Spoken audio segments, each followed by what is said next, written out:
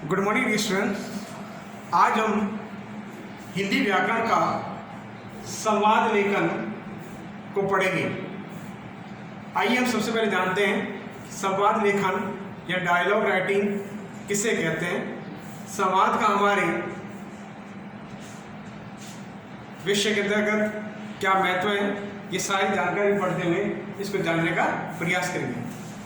संवाद से तात्पर्य है सम प्लस वाद, यानी सम्यक ज्ञान जिसे कहा गया है, जो किसी दो व्यक्ति या दो से अधिक लोगों के बीच का वार्तालाप कह सकते हैं या मध्य की बातचीत कह सकते हैं, उसे हम संवाद कहते हैं। हमारी पाठ्य पुस्तक में संवाद विषय को क्यों जोड़ा गया, इसको भी जानना जरूरी है, क्योंकि छात्रों को ज्ञान दिलाने के लिए, छात्रों को दूसरे व्यक्ति विशेष के साथ बातचीत करने के लिए उसका तरीका कैसा हो, वह लोगों के साथ कैसे सामंजस्य बैठाए या लोगों के साथ किस प्रकार से वार्ता करे, वो सारा का सारा ज्ञान इस संवाद के माध्यम से सीखा जाता है। संवाद हम मौखिक तौर पर दो या दो से अधिक लोगों के मध्य करते हैं। उसी संवाद को हम लिखने के रूप में लिख लेते हैं तो संवाद लेखन कहलाता है, यानी संवाद का लिखित रूप संवाद लेखन कहलाता है। तो आइए हम जानते हैं सबसे पहले इसकी परिभाषा, उसके बाद एक एक बिंदु को जानेंगे कि संवाद की क्यों आवश्यकताएं और संवाद को कैसे लिखा जाता है और किन किन बातों को हम उसको ध्यान रखते हैं। वे सारी बातें एक एक बात आगे बढ़ने का प्रयास करते हैं। सबसे पहले हम जानते हैं कि संवाद का अर्थ क्या है। संवाद कहता है कि वार्तालाप या बातचीत, यानी दो व्यक्ति या दो से अधिक लोगों के मध्य जो बातचीत होती है या वार्तालाप होता है, वही संवाद कहलाता है। कहते हैं कि समाज के अंदर विचारों व भावनाओं का जो तरीका है या बातचीत करने का आदान प्रदान है, वह पूरा का पूरा एक व्यवस्थित तरीके से किया जाता है। विचारों भावनाओं का आदान प्रदान किया जाता है। दो व्यक्तियों की आपसी बातचीत को ही हम संवाद कहते हैं। यह इसकी पूर्ण परिभाषा है। दो व्यक्तियों के बीच की जो वार्तालाप होता है, दो लोगों के मध्य जो बात की जाती है, वह संवाद कहलाता है। संवाद के सामान्यतः तीन मुख्य तौर पर बातों को हम बड़े तौर पर ध्यान रखते हैं। एक तो वाक्य, भाषा और उसकी शैली, ये तीन हैं जिसके आधार पर संवाद को लिखा जाता है। तो इस बड़े स्कोर में जानने से पहले हम कुछ और बातें उनको भी जानने का प्रयास करते हैं। कहते हैं कि संवाद लेखन भी एक कला है। जिस तरह से अन्य विषय वस्तु को हम लिखने के लिए हमारे पास कला होती है, उसी प्रकार से हमें संवाद को लिखने की भी एक कला है। संवाद कैसे लिखा जाए, संवाद में वाक्य कैसे बने, उसकी भाषा कैसी हो, उसकी शैली कैसी हो, ये सारी बातों को मद्देनजर रखते ही एक पूरा का पूरा संवाद लिखा जाता है। जैसा कि पिछली कक्षाओं में भी इस डायलॉग राइटिंग के बारे में पढ़ा है कि किस प्रकार से दो लोग हैं और उनके मध्य में वार्तालाप कराया जाता है। तो पहला व्यक्ति किस प्रकार से बात करता है और दूसरा व्यक्ति उसका कैसे प्रत्युत्तर देता है, उसमें एक दूसरे की बातों में किस प्रकार के सामंजस्य होता है, यानी दोनों का एक दूसरे की बातों को किस प्रकार से मिलजुल बैठाकर उस बातों को पूरा किया जाता है, जिसमें व्याकरण की सारी बातों का ध्यान रखा जाता है। लिखते समय व्याकरण के सारे विराम चिन्हों का प्रयोग करता है। व्याकरण का वाक्य हो, उसी तरह पूरा का पूरा उसमें पूरा का पूरा ध्यान रखा जाता है। व्याकरण संबंधी यदि त्रुटि रह जाती है, गलती रह जाती है, मिस्टेक रह जाती है, तो हमारा डायलॉग राइटिंग गलत बन जाता है और एग्जामिनेशन के अंतर्गत मार्क्स कम कर जाते हैं। कक्षा 9 में भी इसका संवाद लेखन दिया गया है और कक्षा 10 में दिया गया है। दोनों का एक ही तरीका है, लिखने का तरीका हमारा एक ही रहता है। तो देखिए, सामान्यतः संवाद लेखन को कहा जाता है वार्तालाप या बातचीत। कहते हैं कि हमारे जीवन में अनेक लोगों से मिलते जुलते हैं, उनसे बातचीत करते हैं, यानी परस्पर अपने विचारों और भावनाओं का हम आदान प्रदान करते रहते हैं और संवादों के माध्यम से हम औपचारिक तरीके से उनकी बातचीत करते हैं और कुशलता की बातचीत के रूप में विकसित करते हैं। कहते हैं कि जहाँ दो व्यक्ति आपस में वार्तालाप करें या इसके बीच की बातें करें तो बिल्कुल संवाद कहलाता है। यदि दो से अधिक चले जाते हैं, लोग आपस में वार्तालाप बात कर लेते हैं, तो उसको एक वार्तालाप का रूप दे देते हैं। बातचीत एक कला है कि एक सभ्य मनुष्य अपनी बातचीत के द्वारा ही जाना जाता है। माने जेंटल पर्सन जाना जाएगा तो उसके वार्तालाप करने का तरीका। यदि इसकी बोली या शैली अच्छी है तो उससे लोग अपने आप प्रभावित हो जाते हैं। उसकी बोली में कटुता है या उसका बोलने का तरीका सही नहीं है तो उसके साथ मनुष्य का बिल्कुल दूरियां बढ़ जाती है या लोग उसे पसंद नहीं करते। तो इसीलिए यहाँ पर यही कहने का तात्पर्य है कि भाई जब किसी से बातचीत करें तो किस प्रकार करें और उनके साथ कैसे बातों का सामंजस्य बताएं और उसके कहे द्वारा जो प्रश्न है उनका उत्तर कैसे बताया जाए, ये सारी बातें में कौन सिखाता है? संवाद सिखाता है। तो कहते हैं कि मनुष्य की पहचान उनके शिक्षित होने से, अनेक उसके पास डिग्रियां प्राप्त करने से नहीं होती, लेकिन मनुष्य का जो वार्तालाप करने का तरीका है या संवाद करने का तरीका है वो उसका बहुत बड़ा गुणकारी होता है या उसका सर्वोपरि माना गया।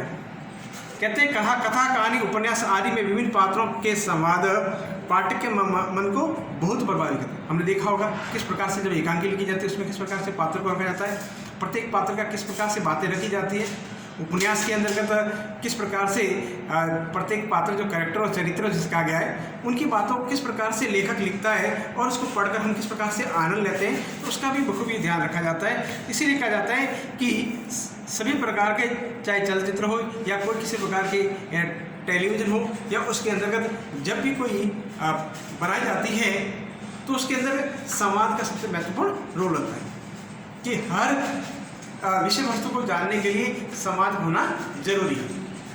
बिना संवाद या बिना वार्तालाप कोई भी कार्यक्रम नहीं बना सकते। तो देखिए उन्हीं को मद्देनजर रखते हुए हमारे पाठ्य पुस्तक में भी इसका बहुत महत्वपूर्ण स्थान है। बालक जब शिक्षा ग्रहण करता है तो उसे संवाद का पता नहीं होता, तो बड़ी बड़ी डिग्री हासिल करने पर उसे पता ही नहीं होता है कि मुझे किस प्रकार से किसी व्यक्ति विशेष के साथ बातचीत करनी है। अब देखिए जब उसे बातचीत करनी ही नहीं आएगी तो उसको बातचीत लिखनी भी नहीं आएगी। तो उसी को मद्देनजर रखते हुए हमारे भी कक्षा 9 और 10 में इस प्रकार का टॉपिक जोड़ा गया है कि बालक को किस प्रकार से लोगों के मध्य बातचीत करने का तरीका सिखाया जाए और उसी बातचीत करने के तरीकों को किस प्रकार लिखा जाए रिटर्न के रूप में, उसको भी इस पाठ के माध्यम से बताने का प्रयास करें। आइए अब हम जानते हैं कि संवाद लेखन लिखते समय किन किन बातों को ध्यान रखना चाहिए। तो देखिए यहाँ पर संवाद है वो सामान्यतः 3 बड़े बिंदु रहते हैं जो आगे और देखेंगे। पहला है वाक्य, सेंटेंस। लिखने के लिए हमें सबसे महत्वपूर्ण स्थान आते हैं सेंटेंस की, वाक्य की। अब देखिए समाज के अंदर वाक्य कैसा होना चाहिए, वाक्य के अंदर तुकबंदी कैसे होनी चाहिए, वाक्य कैसा होना चाहिए, वाक्य का वाक्य के साथ उसका मेलजोल है कि नहीं, इस प्रकार की अनेक प्रकार की बातें जो इसके माध्यम से जानने का प्रयास करें। तो आइए कहा गया है कि संवाद के वाक्य का सरल एवं स्वाभाविक दोनों होना चाहिए। वाक्य बिल्कुल सरल होना चाहिए, कटु नहीं होना चाहिए। माने जैसी बात कहना चाहता है उसी प्रकार उस कथाकार या जो भी कथाकार है या उसका कोई भी नाट्यकार है या जो भी उसका पात्र है वो क्या कहना चाहता है उसके आधार पर बिल्कुल सरल भाषा का प्रयोग होना चाहिए और सरल भाषा के आधार पर वाक्य भी सरल होना चाहिए और स्वाभाविक होना चाहिए, उसके तालमेल खाने वाला होना चाहिए। इसीलिए कहते हैं कि जब भी ये लिखा जाता है तो देखिए वहाँ पर उसका स्थान कैसा हो, उसका समय काल कैसा हो, पात्र क्या होना चाहिए, आयु कितनी है, इस प्रकार की अनेक प्रकार की बातों को विवेचना करते हुए उसका वाक्य लिखा जाता है। क्योंकि जैसे उदाहरण देते हुए कहते हैं कि भाई जैसे अध्यापक और छात्र है, पिता और पुत्र है, दुकानदार और ग्राहक है, कि आपस के वार्तालाप के संवाद है। भाई अध्यापक और छात्र है, स्कूल रिलेटेड है, तो उनके बीच में कैसे संवाद होना चाहिए, वो संवाद अलग होगा। पिता और पुत्र के मध्य में किसी बातचीत को लेकर किस प्रकार से वार्तालाप होगा वो अलग होगा, और दुकानदार और ग्राहक के मध्य में जो वार्तालाप होगा वो भी अलग प्रकार होगा। तो तीनों जैसे अलग अलग प्रकार होंगे। इसीलिए कहा गया है कि उसका स्थान कैसा हो, उसका समय कैसा हो, उसकी आयु कैसी हो, उसका कार्य कैसा हो, उसके आधार पर वाक्य बनाया जाता है। इसीलिए वाक्य बनाने के लिए अलग अलग जो दिए गए पात्र उसके आधार पर ही वाक्य बनाया जाता है और सेंटेंस बनाया जाता है। क्लियर? तो देखिए सबसे मूल है संवाद के अंतर्गत वाक्य है जिसकी भाषा बिल्कुल सरल होनी चाहिए। फिर कहा गया है कि वाक्य हमेशा छोटे होने चाहिए, वाक्य हमेशा संक्षिप्त होने, छोटे छोटे होने चाहिए, क्योंकि हमारी कक्षा के आधार पर जैसे वाक्य हो, जैसे हम बातचीत करते हैं और वाक्य को किस प्रकार से पूर्ण बनाते हैं, तो उस प्रकार से वाक्य हमेशा छोटा होना चाहिए, बड़ा वाक्य कालिक नहीं होना चाहिए। जो विभिन्न प्रकार आगे हम एग्जाम्पल के अंतर्गत पढ़ने का प्रयास करेंगे कि किस प्रकार से संवाद को बनाया जाता है। क्योंकि हमारी परीक्षा के अंतर्गत ये कहा जाता है कि 50 से 60 शब्दों का या 80 शब्दों में संवाद लिखिए। कोई भी एक टॉपिक दे दिया जाएगा उस टॉपिक के आधार पर कहा जाता है कि भाई कोई भी स्कूल से रिलेटेड हो या कोई भी कह सकता है अध्यापक और छात्र के मध्य का एक संवाद लिखिए किसी विषय वस्तु को लेकर। तो देखिए उस विषय वस्तु से रिलेटेड लगभग 80 शब्दों के आधार पर 80 वर्ड्स के आधार पर ही संवाद लिखा जाता है। हमारी अप्रोक्सीमेटली जो क्लास है 9th और 10th के लिए कहा जाता है, जैसा कि बोर्ड के लिए निर्धारित किया गया तो वही कहा जाता है। इसलिए वाक्य हमेशा छोटे छोटे बनाकर ही वाक्य की पूर्ति करनी चाहिए। दूसरा टॉपिक है भाषा। देखिए वाक्य के अंदर भाषा का बहुत बड़ा मूल्य है। व्यक्ति विशेष जब किसी व्यक्ति के साथ वार्तालाप करता है, बात करता है, तो उसकी भाषा बहुत ही बड़ी सरल होनी चाहिए, मिठास होना चाहिए।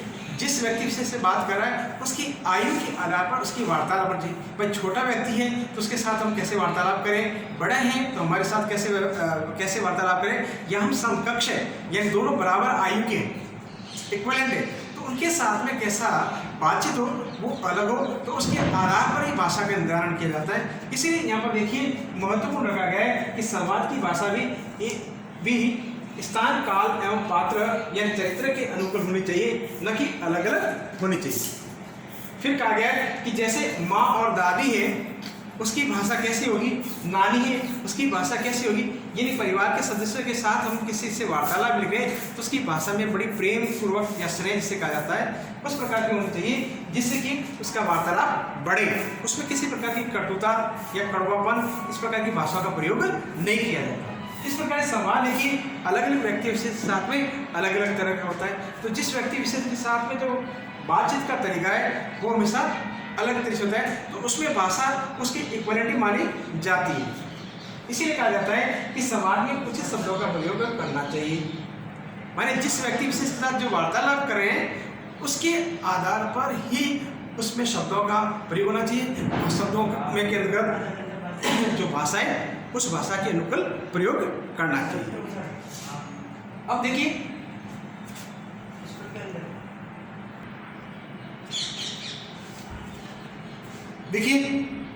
अगला बिंदु हमारा है शैली। वाक्य लेखन के अंदर पहला हमारा वाक्य था, दूसरा भाषा, तीसरा महत्वपूर्ण है शैली। यानी जो भी वाक्य संवाद बनाते हैं उसमें शैली का भी बहुत महत्वपूर्ण रोल रहता है। बिना ढंग के हम किसी वाक्य को पूरा नहीं कर सकते। तो देखिए कहा गया है कि शैली के अंदर में कहा गया है कि संवाद बोलने का ढंग ही संवाद को सजीव और जीता जागता रोचक बनाता है। उसकी शैली जितनी अच्छी होगी उतना अच्छा वाक्य बनेगा और बहुत अच्छा संवाद बनेगा। फिर कहते हैं कि संवाद के अंदर पात्रों के अनुसार शब्दों की कठोरता और मिठास आदि भावों को उचित रूप से व्यक्त करना चाहिए। जो पात्र है, किस प्रकार का पात्र, किस प्रकार का कैरेक्टर है, उसके आधार उसकी कैसी भाषा हो, कैसे बोलने का ढंग हो, वे सारी बातें भी इसमें होनी चाहिए। यदि उसका बोलने का तरीका सही नहीं है या लिखते समय बोलने का तरीके के आधार पर लिखता है तो बिल्कुल वह गलत हो जाता है। इसीलिए यहाँ पर महत्वपूर्ण शैली के रूप में कहा गया है कि पात्रों के अनुसार शब्दों की कठोरता होनी चाहिए, मधुरता माने मिठास के साथ होना चाहिए, आदि भावों को उचित रूप में व्यक्त करना चाहिए, लिखना चाहिए। फिर कहते हैं कि नाटक, चलचित्र माने पिक्चर्स वाले जिसे कहा गया है, आदि में संवाद की शैली का महत्व बहुत अधिक होता है। नाटक वगैरह आप जानते हैं, जो हम देखते हैं उसमें किस प्रकार से जो कैरेक्टर करने वाले होते हैं वो किस प्रकार से कहते हैं, किस प्रकार से बातें रखते हैं, अपनी बात किस प्रकार से अगले वाले व्यक्ति विशेष समझाने का प्रयास करते हैं और उनकी बातों को किस प्रकार से वे समझते हैं और एक दूसरे के वार्तालाप के द्वारा वो किस प्रकार से रोचक बनाते हैं। यानी जो देखने वाले जो भी दर्शक है वो किस प्रकार से उसको देखकर आनंद लेते हैं या उनके बोलने की शैली को, ढंग को देखकर कितनी आनंदित होते हैं, तो उसको भी बताया गया है, उसमें बहुत अधिक महत्वपूर्ण होते हैं। फिर कहा गया है कि दैनिक जीवन में भी सोच समझकर उचित शब्दों का उचित ढंग से प्रयोग करना चाहिए। यानी हमारे जीवन के अंदर जो बात करते हैं एक दूसरे के मध्य, तो उसके अंदर भी कहा गया है कि सोच समझकर ही अपने उचित शब्दों का प्रयोग करना चाहिए। यानी जिन शब्दों का प्रयोग जिस व्यक्ति विशेष के लिए किया जाता है उन्हीं को बुलाना चाहिए। यदि उसके लिए उचित शब्दों का प्रयोग नहीं करते तो उसके अंतर्गत उसका तारतम्य या आपसी सामंजस्य नहीं बन पाता और हम उससे अलग तरह से बात कर लेते हैं, तो देखिए उसके अंदर कटुता भी आ जाती है। फिर कहते हैं कि वार्तालाप में बनावटीपन नहीं आना चाहिए, बिल्कुल बनावटीपन नहीं। जो जिस तरीके से बात कही जाती है उसी तरीके से कहनी चाहिए, तोड़ मरोड़ के दादा करने की आवश्यकता नहीं है। समाज की जो बातें उचित हो, जो उसके पर्याप्त हो, उतने ही छोटे छोटे वाक्यों के अंतर्गत बढ़िया से तरीके से लिखा जाता है।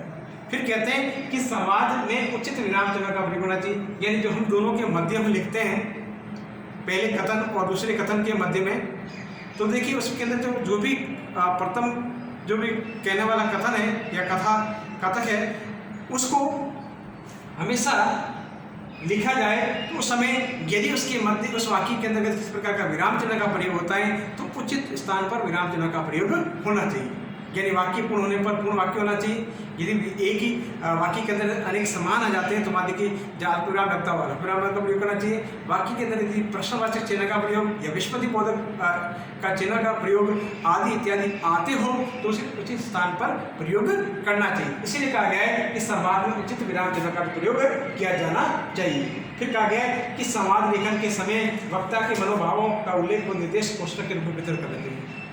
यानी जब हम संवाद लिखते हैं तो देखिए किस प्रकार से जो पहले कथन जो व्यक्ति है विशेष के वार्तालाप के रूप में उसको इंडिकेट के रूप में बताते हैं, तो देखिए ज़्यादा उसका जो भाव है, जैसे हमने कहा कि रमेश हंसकर बोल रहा है, हंसकर शब्द है वो देखिए कोष्ठक में हमने देखा।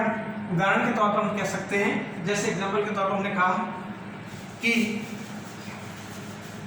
रमेश बोलता है, मैंने एक व्यक्ति विशेष के रूप में कहा रमेश। अब देखिए ये व्यक्ति विशेष किस प्रकार से बोलता है, हमने कहा ये इसके लिए भाव किस प्रकार से मैं इंडिकेट के रूप में बता दिया, क्योंकि जब वो अपना कोई भी अभिनय करेगा या उसे किसी रूप में इसका रोल करेगा तो वो हंसेगा तब कहेगा। अब जो भी व्यक्ति विशेष जो कहता है कथन और क्या कहता है वो आगे लिख देता है। तो देखिए इस प्रकार से मनोभाव वगैरह जो आ जाते हैं उनको कोष्ठक के रूप में दर्शाना चाहिए, या कोई और विशेष इसके रूप में आ जाता है तो उसको कोष्ठक के रूप में बताना चाहिए। तो सामान्य देखिए संवाद लेखन के अंतर्गत दो व्यक्ति या दो व्यक्तियों से अधिक लोगों के मध्य को वार्तालाप किया जाता है और संवाद कहलाता है, और उसी संवाद को यदि हम लिखित रूप में लिख लें तो वो लेखन कहलाता है। तो देखिए संवाद लेखन को लिखते समय मुख्य तौर पर तीन मुख्य बातें होती हैं। सबसे पहली वाक्य रचना, दूसरी भाषा कैसी हो, और तीसरी शैली मन लिखने का ढंग कैसा हो। ये तीन बातों के आधार पर संवाद किया जाता है, और इस संवाद को एक बड़ी स्पष्ट तरीके से या सुंदर तरीके से लिखा जाए तो पूरा वह लेखन में बन जाता है। तो जिस प्रकार से यहाँ पर जो निम्नलिखित बातें बताई उस बातों के आधार पर ही हमें परीक्षा के मद्देनजर रखते हुए बढ़िया सा जो टॉपिक है तो उसमें संवाद लगभग 80 शब्दों से 100 शब्दों के मध्य लिखा जाता है, इतने शब्दों के अंदर पूछा जाता है। तो देखिए बड़े स्पष्ट तरीके से लिखा जा सकता है। और इस संवाद से रिलेटेड और भी बातें जो हम आपको व्हाट्सएप के माध्यम से आपको टेक्स्ट मैसेज के माध्यम से बताने का प्रयास करें।